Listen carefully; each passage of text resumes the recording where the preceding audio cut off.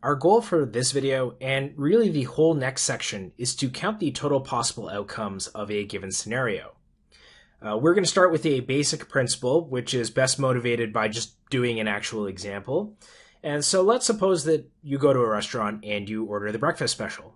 It comes with 3 items, so it comes with bread, eggs, and a drink.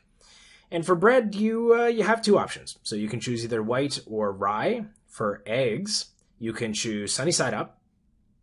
You can choose over easy, or you can choose scrambled eggs. And then finally for drinks, we're looking at orange juice, apple juice, and coffee. All right, so the question then is to determine the total number of possible breakfast combinations that you can create. So to do this, we're going to write out a decision tree. Now, I'll explain more about what this tree means a little bit later, but hopefully you can still follow along.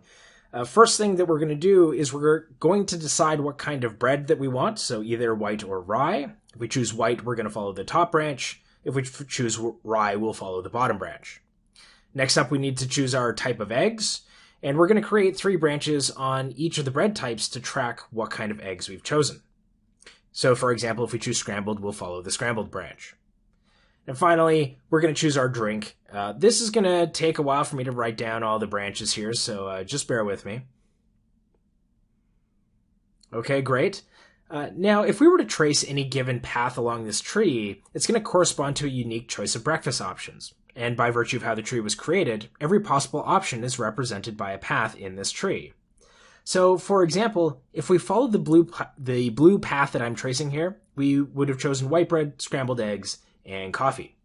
So let's analyze what happened at each level of the tree. At the first level, we had 2 options, and that created 2 branches. If we had stopped here, we would have had 2 total possible combinations. At the next level, we spawned 3 more branches on each bread type, and that gave us a total of 6 possible branches. Finally, 3 more branches for each egg choice gave us 18 possible choices.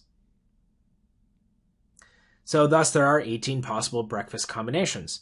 And if we look at the number of choices we made at each level, we see that 18 corresponds to the product of the number of choices. This is how this is going to work in general, and it leads us to the basic counting principle. So if we're given a collection of finite sets, with each of these sets representing a group of possible choices, then the total number of ways that we can choose one option from each set is the product of the sizes of each set. If we want to write out the above example using the language of the basic counting principle, let's let B be the bread choices, E be the egg choices, and of course D to be the drink choices. In which case, the number of ways of choosing one thing from each of these sets is the product of their sizes. And that gives us 18, just as we expected. Now let's do something a little bit more complicated.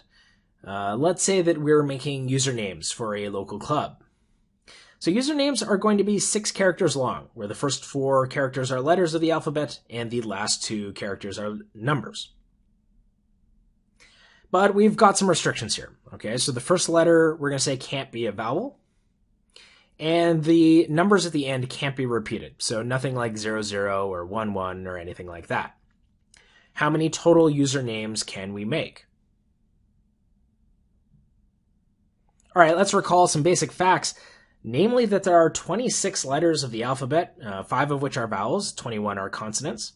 And let's begin by focusing on the first 4 letters of the username, which I'm going to visualize using these lines. Since the first letter must be a consonant, that gives us 21 options. The other 3 letters, though, have no restrictions, so there are 26 options for each of them. That gives us a total of 21 times 26 cubed possible letter combinations.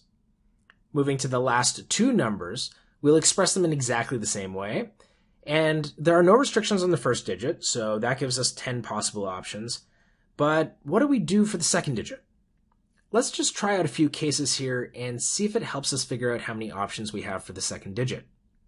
If we were to choose 0 as the first digit, that leaves anything from 1 to 9 as a possibility. If the first digit was 1, then we could choose 0, 2, 3, etc. And the same sort of thing if we had chosen to, etc., etc., etc. But we see that no matter what the first digit is, there are always 9 possibilities for the second number.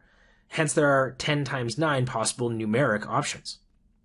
Combining these two cases, the numbers and the letters, gives us about 33 million total possible usernames.